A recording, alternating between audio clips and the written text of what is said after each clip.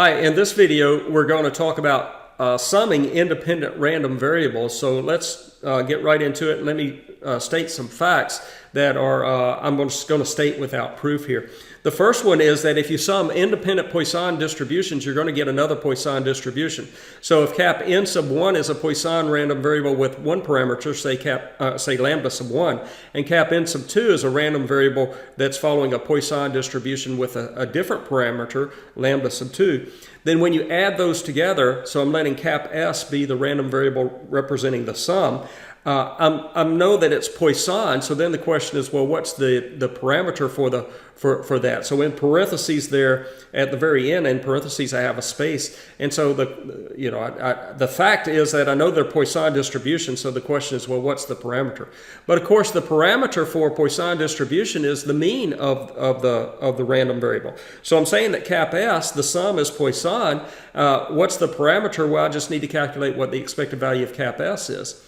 And cap s being the sum of cap n sub 1 plus cap n sub 2, the expected value of cap s, using properties of expected values, I could just add together the expected values of cap n sub 1, expected value cap n sub 1 with the expected value cap n sub 2. Both of those expected values are the corresponding parameters for those Poisson distributions. So the expected value cap n sub 1 is lambda sub 1, and the expected value cap n sub 2 is lambda sub 2. And so it's very easy. The fact is pretty straightforward that if you add together if you add together independent Poisson distributions, you'll get a Poisson distribution, and the parameter of the random variable that's represented by the sum of the independent Poissons is the sum of the parameters. Okay, so that's the fact there. Next fact has to do with summing together independent normal distributions, and you'll get another normal distribution. And so in this case, if cap x sub 1 is normal with its parameters, normal distribution has two parameters, and we've been using a mu for the first parameter, the mean, and a sigma squared as the second parameter for the variance. And so cap x sub 1 has parameters mu1 and sigma squared 1. Cap x sub 2 has parameters mu sub 2 and sigma squared sub 2. Those are normal distributions. When I add those two together, I get another normal distribution. And so you can see there, I've left off what the parameters are, put a comma between the two. I know that there are two parameters. I put a comma between the two. First parameter is the mean of the distribution, so I need to calculate what the expected value cap s is. And that's easy enough. I just do a term-by-term expected value of cap x sub 1 and cap x sub 2. And then that's just the expected value cap x sub 1 is mu sub 1, expected value cap x sub 2 is mu sub 2. So the expected value there, or the first parameter is a mu sub 1 plus a mu sub 2. So all I did there is plug in what that mean would be. The mean of the cap s random variable. Now the second parameter is the variance of cap s. So be a little bit careful here. Again, with variances, you got to be a little bit, variance is not a linear operator. You got to be a little bit more careful with that. But one thing that simplifies this calculation is that I'm summing together independent random variables. And so since cap x1 and cap x2 are independent, the variance of the sum is equal to the sum of the variances. And then each of the variances here is a sigma squared with respect to either a sub 1 or a sub 2.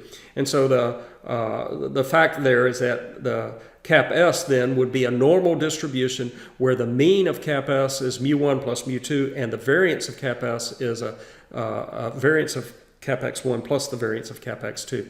Now, keep in mind, again, I want to remind you that generally this last equation that you see there is not true generally. It's true because of independence. Generally, when I would calculate the variance of cap s in a problem like this, I would think of the variance as being the covariance of cap s with itself. And then since cap s is the x1 plus cap x1 plus cap x2, I would FOIL that out, multiply that out, those two binomials out, and just kind of give an idea of how the covariances work out. But again, look back at the covariance video if you need to. The variance of a cap x1 plus a cap x2 is generally the variance of cap x1 plus 2 times the covariance of cap x1 with cap x2, and then plus the variance of cap x2. But independence implies that the covariance, because of independence, you'll have that the covariance term in that last expression is 0, and so that's why I get that for independent random variables, the variance of a sum is the sum of the variances.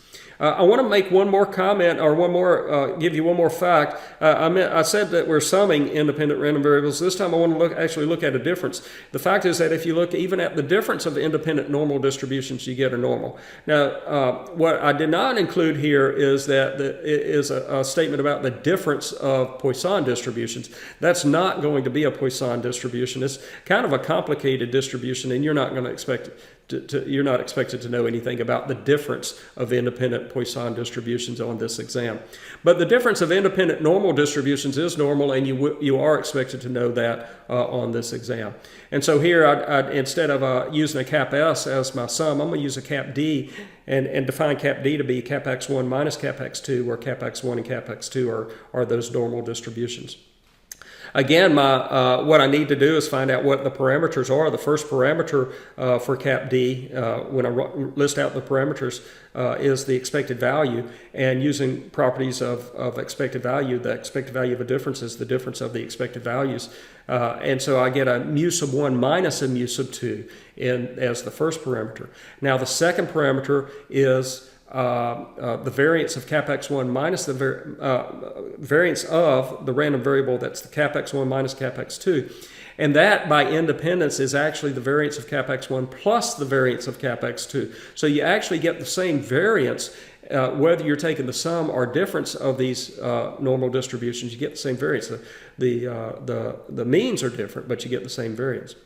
And again, let me explain that one again using, going back to my definition of the variance of a cap x1 minus a cap x2.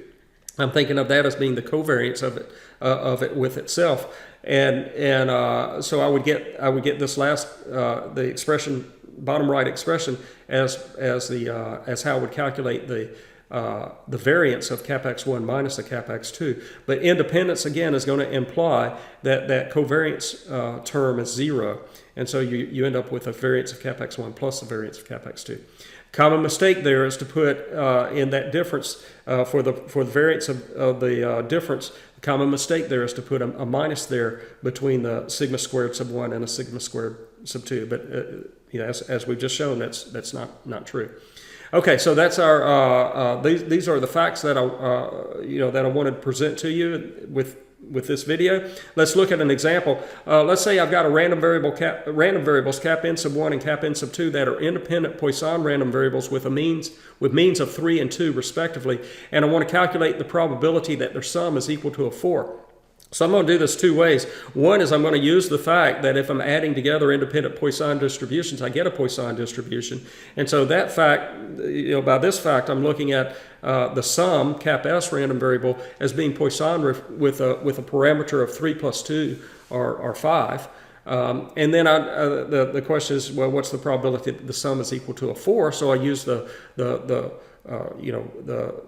I use the fact of calculating a probability in the context of a Poisson distribution that the probability that the random variable, Poisson random variable, is equal to k, for instance, would be an e to the minus lambda to the k divided by k factorial. So in this case, I get the e to the minus 5 times 5 to the 4th divided by 4 factorial.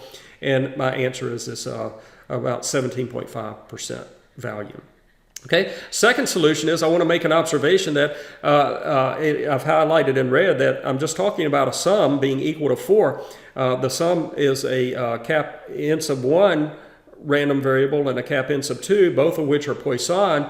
Poisson random variables have a support of 0 or 1 or 2 or 3. They're discrete, and they can only take the values 0 or 1 or 2 or 3 or 4 or 5 and so forth. And so calculating a sum of just 2 of them like that ends up being pretty easy. For instance, you could have the first random variable be equal to a 4 and the second one be a 0, then that sum would be a 4. Or I could have the first random variable be a 3 and the second one be a 2, or the first one be a 2 and the second one be a 2, the first one be a 1 and the second one be a 3, or the first one be a 1.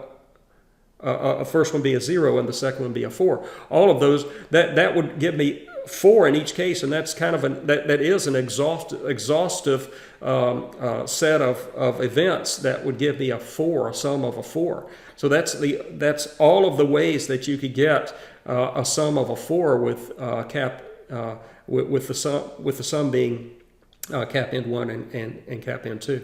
And so now I want to calculate these probabilities individually. So I'll just, you have how many probabilities there? 1, 2, 3, you got 5 probabilities. I'm not going to do all 5 of them. I'm just going to highlight what I would do here at this point. The first probability in red is a probability that cap N1 is 4 and cap N2 is 0. I would use the fact that I've got independence here to say, well, that's the product of the probability that cap N1 is 4 and with the probability that cap N2 is 0.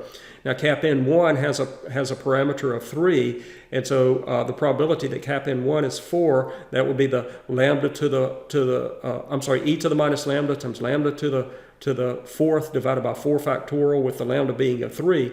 And then cap N2 equals 0, that would be an e to the minus lambda times lambda to the 0 divided by 0 factorial, but with its lambda, which is a 2 here. So you can hopefully see what to do in each of those cases. Look how much easier solution 1 is, and less time consuming solution 1 is, just using the fact that if you have independent Poisson distributions and you're summing those up, you're going to get another Poisson distribution. Finally, let's look at one more example. Let's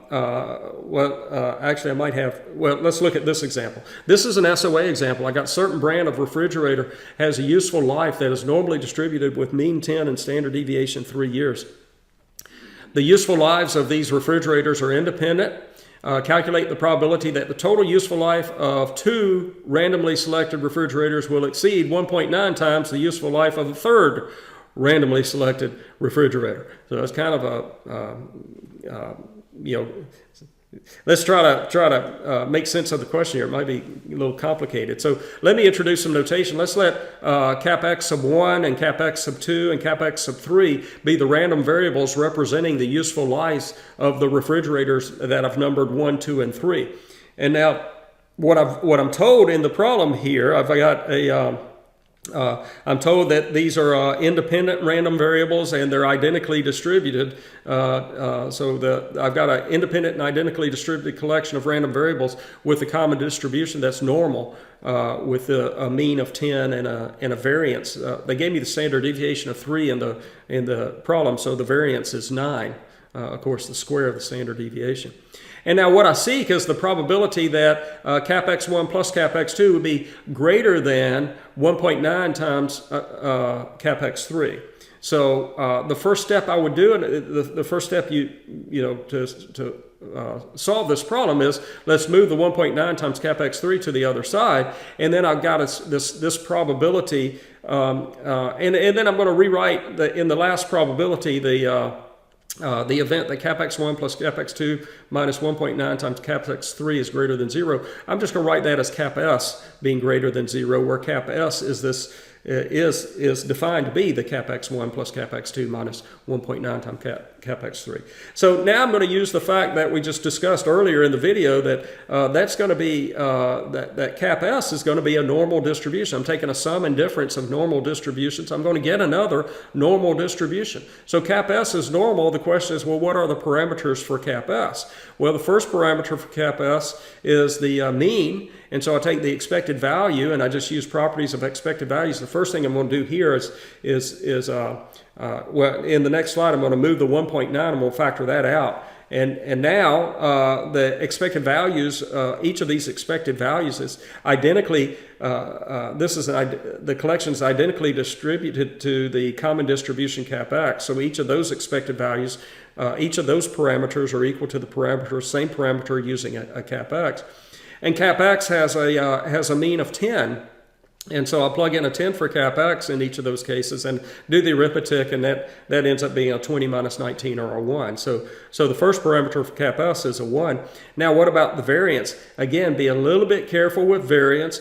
What helps me with variance, and look at the equation that I have on the bottom left. What helps me when I'm doing a variance is I'll rewrite that minus 1.9 times cap x sub 3. I'll rewrite that as a plus, and then in parentheses a negative 1.9 times cap x sub 3. You'll see why I do that in just a second. So then the variance of cap s is what I need for that parameter, and I know that by independence I can take a term-by-term variance, and then so for that last term though, the minus 1.9, that's just a constant that you're multiplying by cap x sub 3, and so when you're taking variance, remember it comes out as a square, and so I end up with and at this point actually I could apply the fact that these cap x sub i's are identically distributed to a cap x, so I could just drop the subscripts on all the cap x's and write it this way. And so at this point, then I'd plug in the fact that the variance of cap x is 9, so plug in 9 everywhere and do the arithmetic, and you'll get the answer. Before I move to the next slide, though, let me again make a comment why.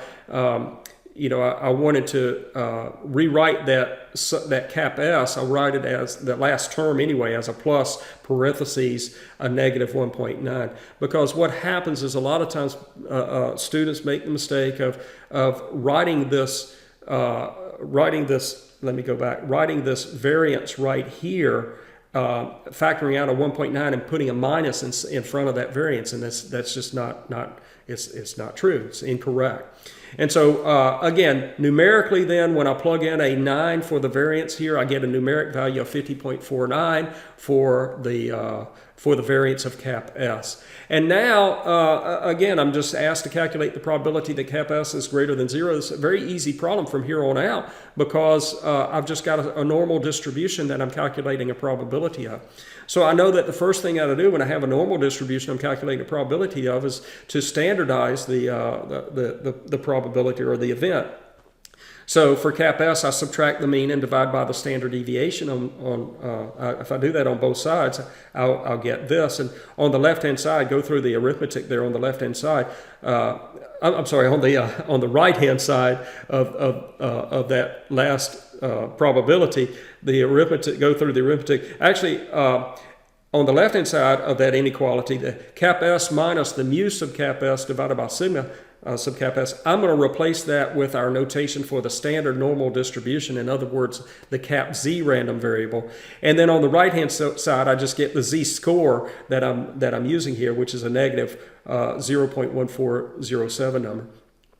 And so if you look at the table, though, you're going to have to rewrite this. This is the area that's greater than a negative 0.14. So that's going to be the same as the area under the curve that's less than the positive 0.1407 number. That's just facts from normal distributions. And then look that value up in the table and you get this about 55.6% number. Okay, I do want to do one more problem with in this context. So this again is another SOA problem.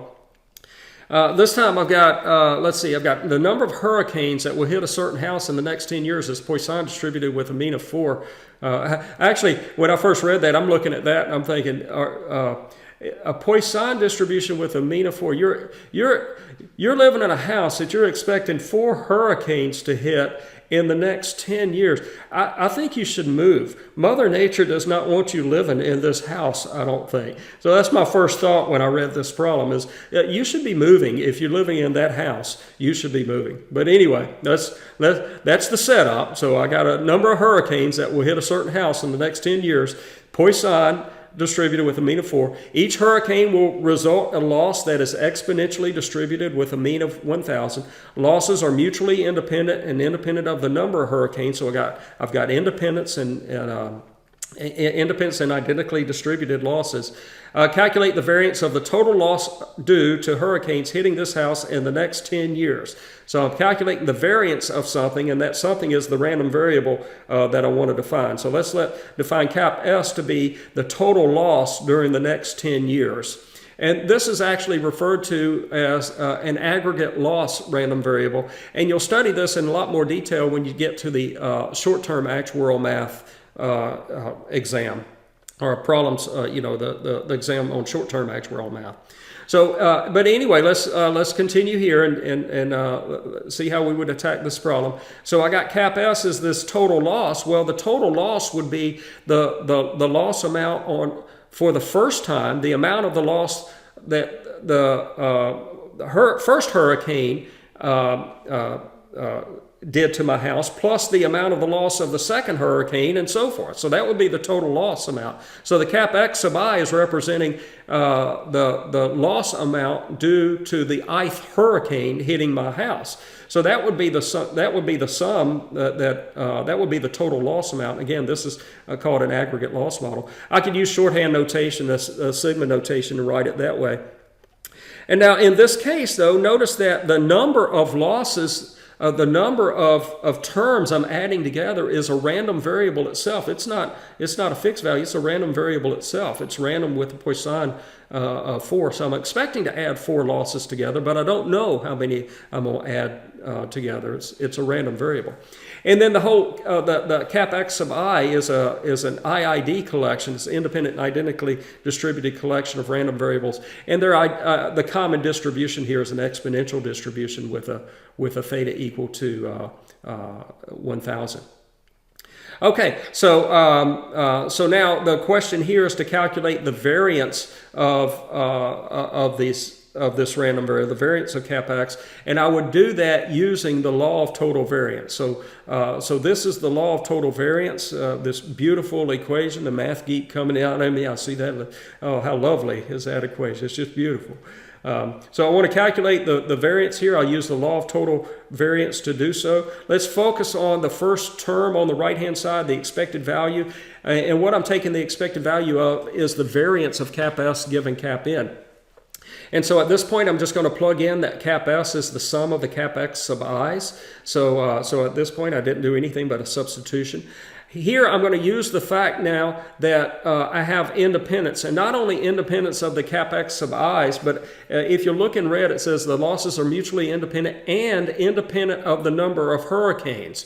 So this variance then will not depend on whether I'm given cap N or not, because again, it's all those values are all those variables are independent of cap N. So with independence at first, I can take out the conditional random variable and replace that with just the sum there. And then independence again tells me that the variance of the sum is the sum of the variances. And so that's again by independence. And then identically distributed means, I can drop the subscripts on all the cap X's because all those variances are just equal to the variance of the common distribution cap X. And then how many of those do I have in the sum? Well, I have cap N of those in the sum. So I get a cap N times the variance of cap X. So I'm going to clean up the slide a little bit. All I'm going to do is move this last expression, cap N times the variance of cap X, up to the top here. And so I know that the variance of cap S given cap N is N times the variance of cap X. And now let's focus on the second term in that calculation, or what I have in red. Let's focus on the expected value of cap S given cap N. I'm going to go through the exact same process. First, I'm going to substitute in for cap S the sum of the cap X sub I's. I'm going to use independence to say I can drop the given cap N on the very end of this last expression and just calculate this expected value of the sum. And the expected value of the sum is always the sum of the expected values. And at this point, I would use the fact that these cap X sub I's are identically distributed to cap X, so I can drop the subscripts. Once again, I have N of those, and so my answer here for this expected value is cap N times the expected value of cap X. Finally, I want to look at, let's look at the solution then. So in red then, I have the variance of cap S given cap n is on the right-hand side of the slide, that variance is just a cap n times the variance of cap x, so I'll substitute that in red. And then in green, I'm looking at the expected value of cap s given cap n is just cap n times the expected value of cap x. Okay, so that's how you're going to apply the variance in all of these problems. They're done this way. This is how you would do all of them. So if you just want to skip to the last line and commit that to memory, that's fine. I generally don't. I don't generally like committing formulas to memory. I just don't have a good experience with that. I always get something wrong, and so I just kind of derive it. It doesn't take long for me to derive this formula. But again, the last equation there, if you just want to commit that to memory, you can.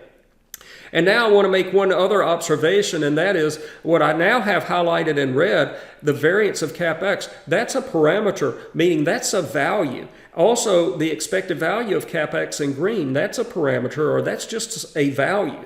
And so I can factor what's in red, I can just factor out of the expected value, and what's in green, I can factor out of the variance calculation. But again, it's a constant. So when I factor out what's in green there, I have to square it. And so this variance of cap n reduces to this equation. I factored out the variance of cap x, and I'm left with the expected value of cap n. And then I factored out, over in green, I factored out the expected value cap x, and it came out as a square, the square of the expected value cap x, and I'm left with the variance of cap n. At this point, I go back and I look at what the distributions are for cap n and cap x, and I just plug in the values. For variance of cap x being exponential, the variance is the square of the parameter or the square of the mean, so that's a 1,000 squared. The expectation of cap n is 4, it's the value of that parameter. And the square of the expected value is, again, the square of 1,000 for cap x. 4 is the variance of cap n. Do the arithmetic, and I get 8,000.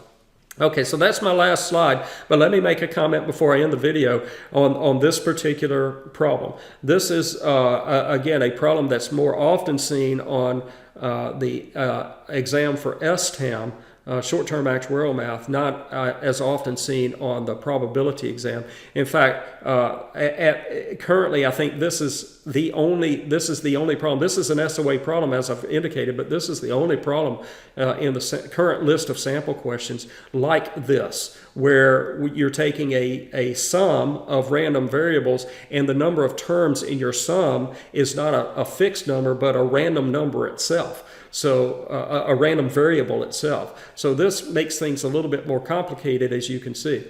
So again, this is not something that I think that you are likely to see on the exam. I only saw one sample questions in the current list of sample questions on Exam P for this. Okay, but it's some good stuff here, and if you can understand this, then you're understanding the harder stuff. Okay, I'll see you in the next video.